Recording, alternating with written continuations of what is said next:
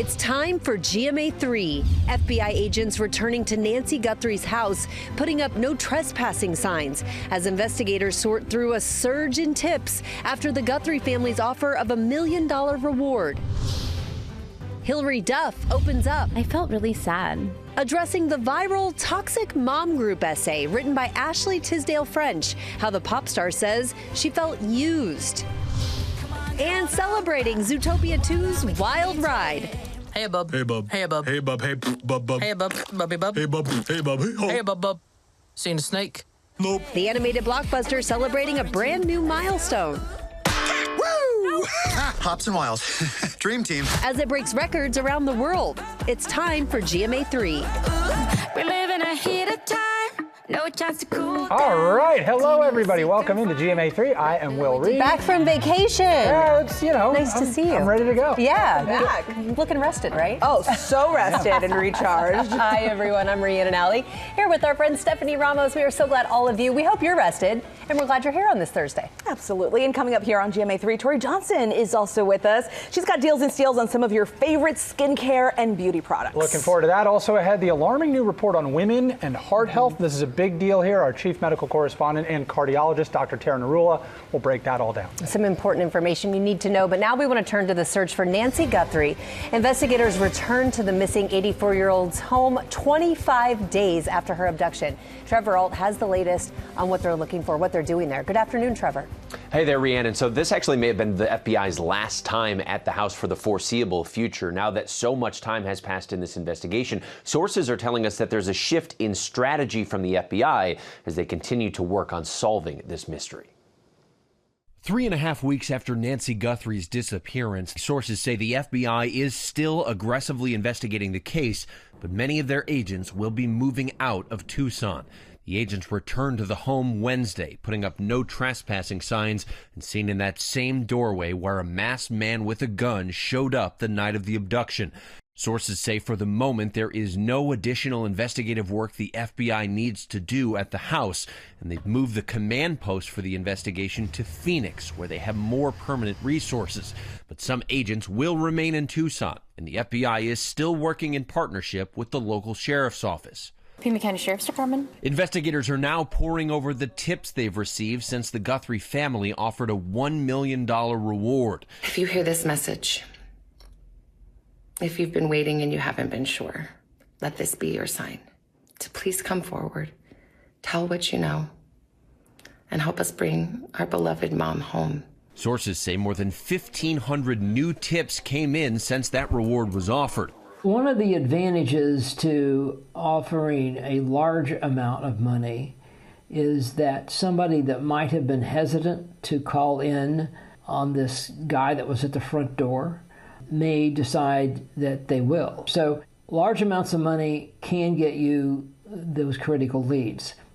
And we are also expecting sheriff's deputies back at the house later today. FBI sources stress that the leaving of the home and shifting towards Phoenix is not an indication that this case is over, and they are not giving up. Will? All right, Trevor, thank you so much for that update there. We are going to turn now to high-stakes testimony on Capitol Hill. President Trump's nominee for Surgeon General was on the Hill grilled by lawmakers about vaccines during confirmation hearings in the Senate, and our Jay O'Brien is in Washington with all those details. Jay, good afternoon to you.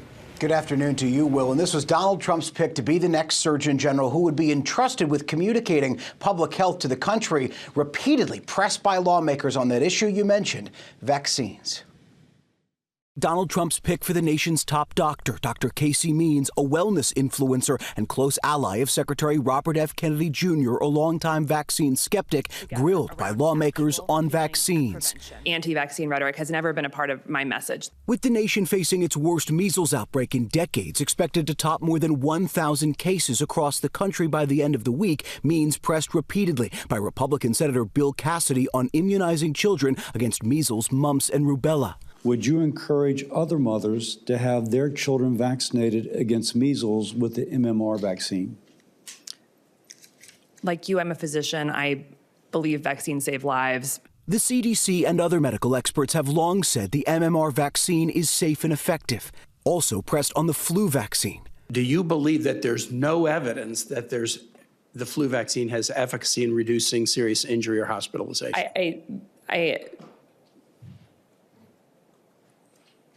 This is an easy one, doctor.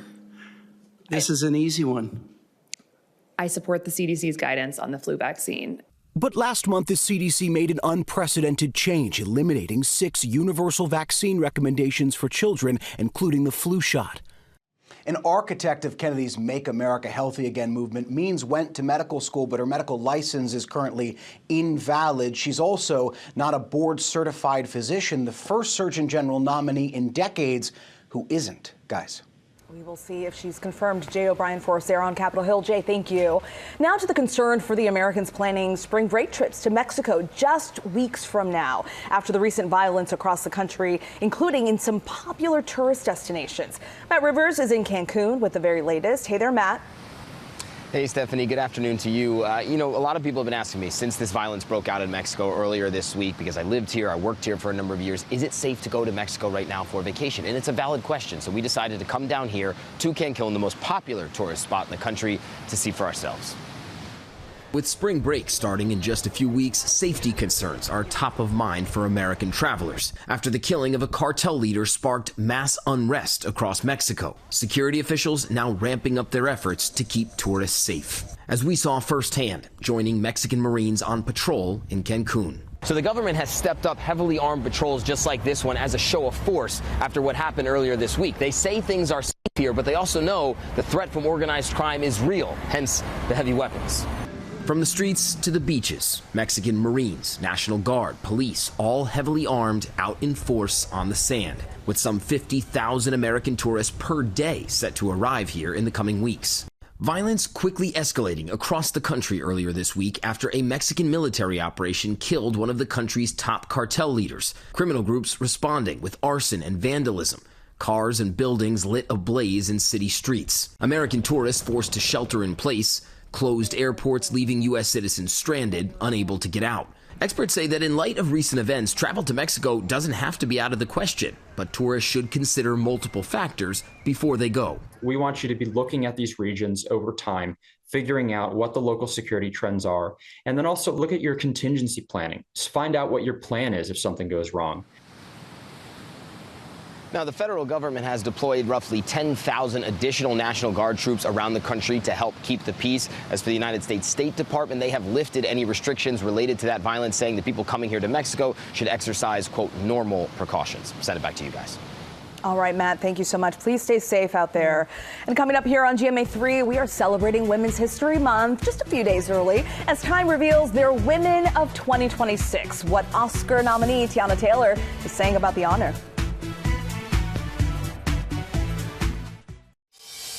All right, the conditions are perfect here for Pop News with Hannah Batat. Always perfect when I'm here with you guys. Yes. Thanks for having me. Let's start at the box office with Zootopia 2. The movie just reached another milestone, and it's making history.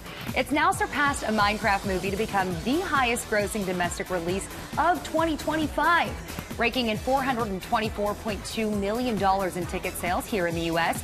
The movie has had a wild ride already and is celebrating a number of other accolades, including the top grossing Hollywood movie of 2025 at both the worldwide and the international box office. The Oscar-nominated film is the 9th grossing movie of all time and the top grossing animated film of all time as well. You can still catch Zootopia 2 in theaters, and it is also available for purchase on demand. Still in theaters? Yeah. That's a long I think window. half of that is just my kids, because we've seen it multiple times. On repeat for good reason. It is so popular. And now we are celebrating Women's History Month a few days early, because today Time Magazine revealed their 2026 Women of the Year issue.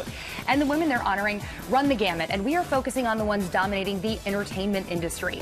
This includes 11-time Grammy winner Brandi Carlile, Emmy winner and Abbott Elementary star Sheryl Lee Ralph, plus a double dose of 2026 Oscar nominees, Chloe Zhao, who directed Hamnet, and Tiana Taylor, one of the stars of One Battle After Another. Tiana opening up on the cover of Time's issue, saying she loves when her work is hard because that means it's of purpose. I love that way of thinking. The full list of the women of 2026 is now on Time's website. Huge congratulations to all of these honorees. It's quite the list. This is the year of Tiana Taylor. Oh, absolutely. She is just killing it. Yeah, absolutely. Put some powerhouses on there. Yeah. Right, how do they even begin to choose? Difficult decision. Okay. But they did. And finally, you guys, I come bearing gifts. I was eyeing this bowl. Okay, a little candy. How many do we take? I'm And gonna take a couple. as many as you want. Thank you. Okay, I've got some candy for you and a question. Do you need it back? I mean, yeah, I'd like some chocolate too, right? Some chocolate for everyone. Okay, could you guys open up your Hershey's Kiss for me, please? Okay. Sure. Okay. Let's get the close-up. Get the close-up, okay? Here we go. Okay, so unfolding it. Perfectly wrapped. And then what happens? It looks like you guys all actually have the same technique Really? of unwrapping the Hershey's Kiss, and that's what we're talking about here. Turns out there's a right way and a wrong way. According to the Slay Mom on TikTok, watch as this mother of 5 uses that little draw paper. That's what I do. Yeah. Yeah. Oh, is that what you did? It helps you peel the wrapping. Yeah. Okay, is that what it's for? How else would you do it? So she peels it down, and then she says that helps her keep the chocolate intact. Some people said that they hadn't ever heard of that technique. Okay, so what did they think it was for? I'm baffled. Like, that's so self-evident, I feel like. I know. That's where you start. And it's like a tear here tab on a bag of chips. I thought that's what it was for. Everything down, and then it reveals. You know what? I need another one to test. I know, me too. Where'd the bowl go? Oh, mystery solved. Well, you heard it here first, you guys. I'm glad you guys all were in line with it. These are delicious, by the way. I'm just going to sit and eat more. Thanks for the snack, Hannah. Your This is very stories and the sweet pop snack. news, Hannah. Thank you so much for joining us. And coming up, Tori Johnson has deals and steals on skincare. Great products, all half off. Don't want to miss it.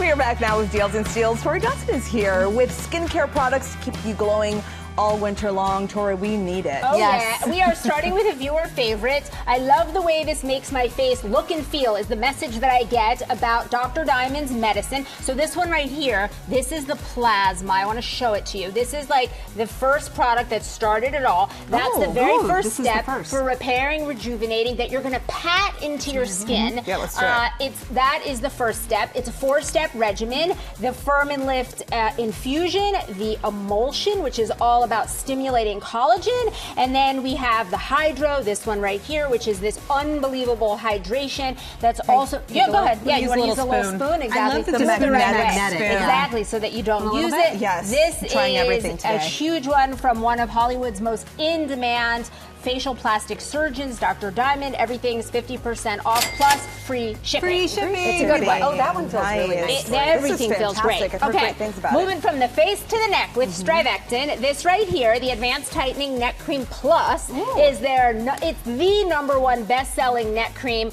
in the country. So this is a great one for sagging, slacking, also those horizontal necklines. And then this one, personal favorite, this is the Peptide, and that's for really helps like with the jawline. Yup, neck and jawline. So if you think that jawline is not as defined as it could be, which is not a problem that you have, but for the rest of us, 50% off and free shipping on the bestsellers from Strivectin. Awesome. Can't forget about the neck. I love a little overnight worker bee. Okay, Yes. so each of you twist that off, twist that, this right in there. So a lot of times people think this tiny little capsule, how could it possibly have enough? There is so much serum in this. That's all you need? Yes, that's all you need for your face for overnight. It's their retinol correction. It does have a lot. It's a lot. And one of the issues with retinol is that when people overuse it, you get that irritation. And so this is just the perfect portion of the potented serum. Great for overnight. It's going to help with fine lines, wrinkles. I love something that works overnight, and I love the prices on these. Every single option at 50% off is under $20 from Rock. That's fantastic. This is really gonna good. look great. It is, exactly. Yes, that will be your more youthful hand. I love how it just measures it for you, too. Yes. You don't use too much. Okay, you asked me about a cleanser. Yes, This one right looking here, for a good #1 gel cleanser in America, happens to be from Tula, powered by probiotics.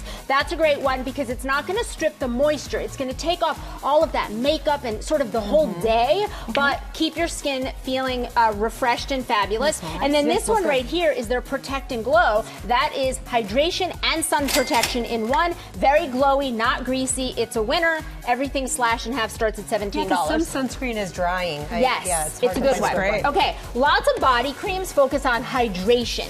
This focuses on firming. So one of their best sellers right here is the Sculpt and Tone Arm Cream. So that's going to help with like that loose, sagging skin, specifically in the arms. We've got options for almost all of those places where there's that sagging that you want to treat. This one, they have sold more than 2 million jars on this line. It's also very well priced. Everything is under $20 from Go Pure. Nice. And then finally, a little help for thinning hair. Yeah. We've got the Dallas collection from R&Co. And so what I love about this biotin treatment and shampoo is like mega volume, but not like that sticky whole, you know, that kind of sticky feeling to make it thick. This is all sort of healthcare for your hair. Everything is slashed in half, starts at $16. Healthcare for your hair. Yes. That's great. I've Good heard wonderful stuff. things about this brand. Thanks, Tori. All right, we've partnered with these companies on these amazing products, and you can get them at GMAdeals.com. The QR code, you see it right there on your screen. It's going to take you there, and Tori will be back tomorrow. So come on back tomorrow. And coming up here on GMA3, Hillary Duff, what she has to say about the toxic mom group essay that went viral. Welcome back to GMA3, everyone. Tomorrow on GMA, how to find the right fit when you're bra shopping. Women know how tricky this is, so we have some expert tips, and we show you how to easily figure out your correct bra size on your own. Plus, we are live from the historic Timberline Lodge on Oregon's highest peak, Mount Hood, as we see what makes the Beaver State great in 50 states in 50 weeks. Can't wait for that. And Monday on GMA, Zach Braff and Donald Faison are live in studio talking about the return of Scrubs, what it's like bringing back the beloved sitcom after 16 years away. People are very excited for that. And I love their friendship. They have so much chemistry together as well. So many years. Now we turn to Hillary Duff's reaction to the viral Toxic Mom Group essay that was written by Ashley Tisdale French. The star opening up for the first time and admitting she felt used. Hillary Duff is addressing the so-called Toxic Mom Group essay that went viral earlier this year. Every single person was talking about it, and then through speculation and then people connecting the dots, like it kind of was. I don't really think people had to connect very many dots. Duff on the Call Her Daddy podcast saying she was surprised by High School Musical star Ashley Tisdale French's essay titled Breaking Up with My Toxic Mom Group. Tisdale French saying that at some point she started to feel excluded from some activities and began to feel frozen out of the group, saying at one point she texted them, "This is too high school for me and I don't want to take part in it anymore." While she never named names, people online scouring pics on her social media, saying one of the moms in the group was Duff. It took like a day, not even. Right. How did you feel when it came out and when you read it? I felt really sad. I honestly felt really sad. I was like pretty taken aback and felt just like sad. Like I have so many groups of friends. I'm so lucky. Motherhood has brought on, like, I have my like core group of friends who have been my ride or dies for 20 years, 10 to 20 years. And I have like tons of different groups of mom friends because I have 4 kids, you know? So I think I just was like, whoa, it sucks to read something that's like not true. And it sucks on behalf of like 6 women in all of their lives. Duff also said the timing of the essay was difficult for her. It was published as Duff was preparing to release her first album in a decade. I think it came at like the craziest time where I was like, the timing felt not great. And I felt used. She didn't hold anything back. ABC News reached out to both Duff and Tisdale French, but have not heard back. Stephanie.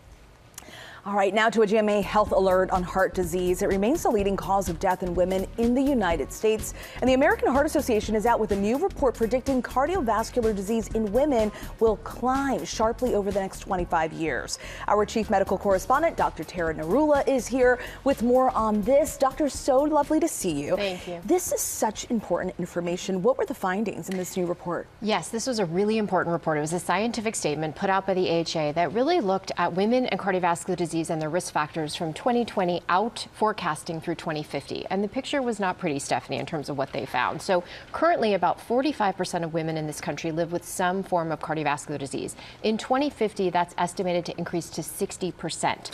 They projected an increase in all types of cardiovascular disease, so coronary heart disease, irregular heart rhythms like atrial fibrillation, heart failure, and stroke. When they looked at particular risk factors, also increases. So hypertension is projected to affect project about 60% of women in 2050, along with obesity, diabetes, about 25%. So you might ask, are there any good findings from this report? Well, they did project that cholesterol levels would drop, as would smoking, and improvements in diet and exercise. But really, it is a wake-up call in this country to do better when it comes to women and heart disease. We know it's the leading cause of death. 1 out of 3 women will die from cardiovascular disease. Yeah, those are some big, startling numbers across the board. But what are some of the groups that are at higher risk? Yeah, so certainly all women of color are at increased risk, and that's really important to point out. But Black women in particular are at the highest risk. They carry the highest risk of all the risk factors we talked about: hypertension, diabetes, obesity, are more likely to die from cardiovascular disease, less likely to have access to care, less likely to get diagnosed, and are projected to have the biggest increase in cardiovascular disease. When they looked at Hispanic women, they found that they were at the biggest risk of having hypertension increase over the next 30 years. Asian women were projected to have the biggest increase in obesity. So you wonder why are there these disparities? And a lot of it comes down to social determinants of health. So, you know, it's not just who you are genetically, but you have to look at the big picture of the person. So where do they live? Are they in a rural area? What is their income level? Do they have access to healthy foods or not? What about the stress of racism and discrimination? All of these things increase stress, which then increases these risk factors and cardiovascular disease. And one last point, groups of women at highest risk, this is so interesting, but 20 to 44-year-olds are projected to have the biggest increase in risk factors, the biggest increase in cardiovascular disease over the next 30 years. You just don't think of 20-year-olds needing to worry about something like that. So what are some ways that women can reduce their risk? So certainly women can take control of their risk factors. When we talk about Life's Essential 8, which is the American Heart Association's way of saying let's focus on diet and exercise and avoiding smoking and managing blood pressure and cholesterol. So you can definitely walk through that. But I think as a system, as a society, we need to do a better job in terms of understanding the biology of women, studying things like hormones and GLPs in women and stress and sleep, and also reaching women where they are. And that means at schools, in the gynecologist's office, pediatrician's office, in community, through community organizations. So there's lots that we can do on a bigger level, better targeted approaches to hypertension and diabetes. But certainly as women, knowing your numbers, knowing your risk factors, recognizing symptoms, and advocating for your health and listening to your body, really key. Wow. This is all really good, important information. Thank you so much, Dr. Tara. And it's never too late to get on the right track. Never too late and never too early. We say you should really start in your 20s thinking about this. Good advice. Thank you so much. Coming up here on GMA3, honoring the legacy of Grammy award-winning R&B soul singer D'Angelo. That's coming up. Welcome back to GMA3. When the Grammy-winning singer D'Angelo passed away last year at just 51 years old, he left behind an enduring legacy and a new ABC News special, Love and Neo Soul, honoring the legacy of D'Angelo, takes a look at the impact he had on music and on culture. Roxy Diaz has the story. Everything he had to deal with, you know, as far as like people and the fame.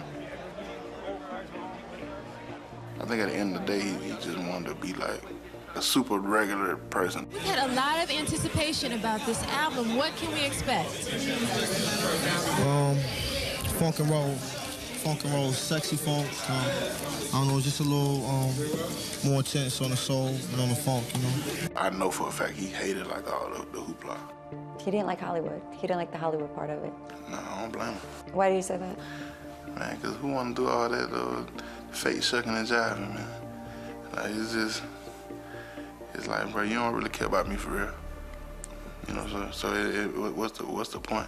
After the release of his critically acclaimed albums, Brown Sugar and Voodoo, D'Angelo walked away from the spotlight. In 2005, he made headlines after he was arrested for drug possession and a DUI at a traffic stop in Virginia. And soon after, D'Angelo was critically injured in a car crash. Then funding for his third album came to a halt. Would your dad retreat back to Virginia to kind of cut away from the world? He just stay where he was at and just kick it down. He was very much a loner, you know. We all know D'Angelo would put his projects out, then he would go back to VA and you won't see him. 14 years after releasing Voodoo, D'Angelo and the Vanguard released Black Messiah. His music wasn't just about, you know, love, and it was about social change and what was going on in the world. This is 14 years in the making. Let's start. This is side one of Black Messiah. I'm listening to it after marching yesterday, and it was like, this is the soundtrack. after having not released an album in 14 years, you know, for him to come back with such a heavy-hitting cultural, political, and also I say spiritual album, you know what I mean? I think it was important. In 2014, that's when Black Messiah came out. That was at the height of the Ferguson uprising.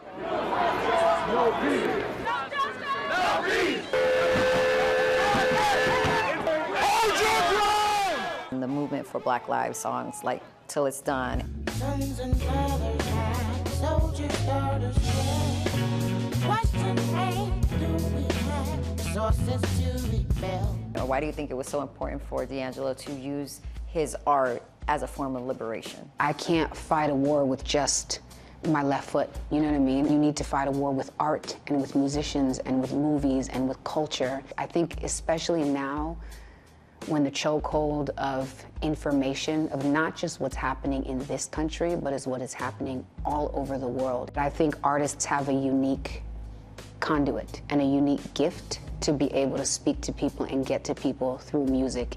For me, when you look at artists who allow the music to truly express what's going on, those are when the songs are timeless. So like if you look at A Devil's Pie right now.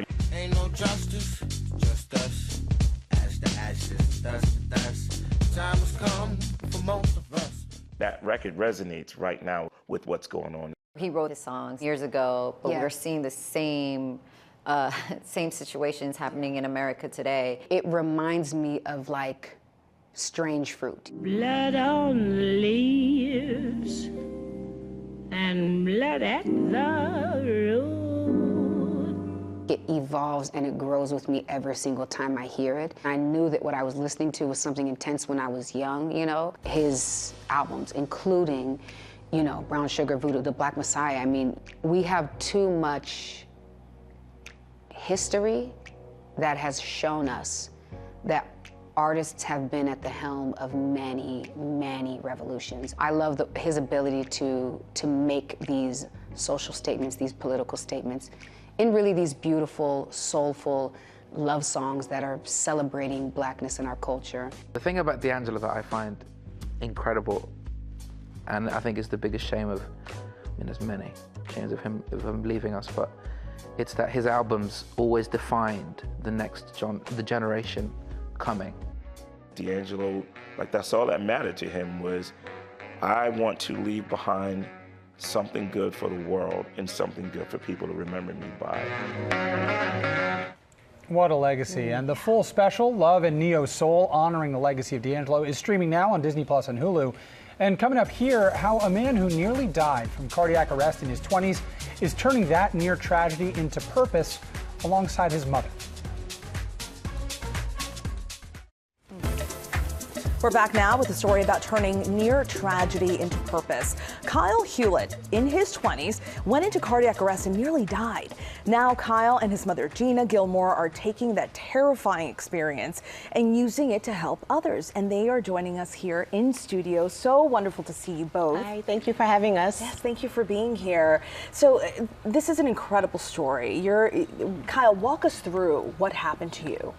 So basically, this was back in July of 2023. I didn't feel like myself, so I was really tired, but I was still getting up to go to work and all that.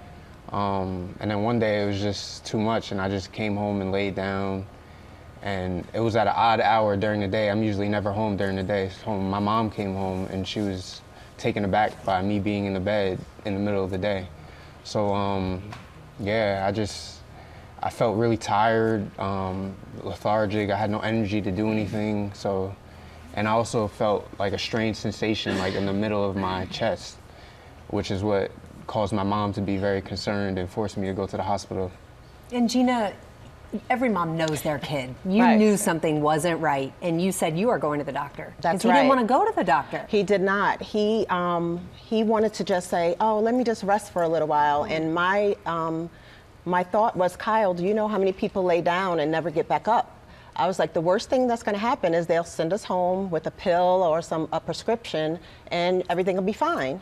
So I took him, but it didn't turn out that way. What did the doctors say when you got to the hospital, when they ran the tests? They did the normal workup, and in doing so, he had an elevated level of troponin, which indicated he had a cardiac injury. And it was high enough for them to admit him to a cardiac floor where he would be monitored with the telepathy. And instead of getting better, each day he got sicker and sicker, and on the second day is when he went into cardiac arrest. Did they say what caused the injury? No. They did, genetic testing was done. There's no family history. The thing that, you know, they came up with was it was just a virus in his body. It could have been a simple cold virus that attacked his heart. Wow, it's also terrifying, but here you are now doing what our friend and colleague Robin Roberts would say, making your mess your message. That's it. And in this case, you're making your mess your mission. You have this book we're going to talk about. You also have a foundation that you're spreading the word about. What's the main message you want to share with people here, Kyle? Just to be mindful of your health and take life seriously. You only have one. I always say to myself, I'm living my second life, because I realize that life can be cut so short. Absolutely. And Gina, as a mom, I can imagine how frightening this was. Going through those steps to get him to the doctor, but then once you were there, going through all of these tests, how are you feeling now about this and in your mission and how this may help other people? I feel so blessed. I don't believe that this was given to us just to sit on, which is why we formed the foundation, to spread the importance of CPR. Because it takes just a little effort to save someone's life, because doing something is better than doing nothing. And Kyle, you actually speak at schools now. You went to your former elementary school even to talk to kids there. Do you also feel like this in a way was a blessing? Yeah, I do. I'm actually very happy to be here today. I look at it as a blessing, although some may not see it that way, but it forced me to make, I wasn't too fond of the idea of sulking in what happened to me. I look at it as a way for me to progress in life. So I started going to the gym more. I'm like a real gym head now. I eat healthy, all my supplements and stuff. So I'm really taking it seriously. That's great. That's really commendable, and you're really playing the hand you're dealt in an admirable way, and you're helping educate other people. You've got this book here next to you, Kyle the Heart Hero. Gina, you co-authored the book here, and you're trying to get it into pediatric hospitals and libraries and share the contents of it. What is the book, and what do you hope people take away from it? Sure. Before we start, I have one I'm picture. so happy. My boys will love this. And we have bands.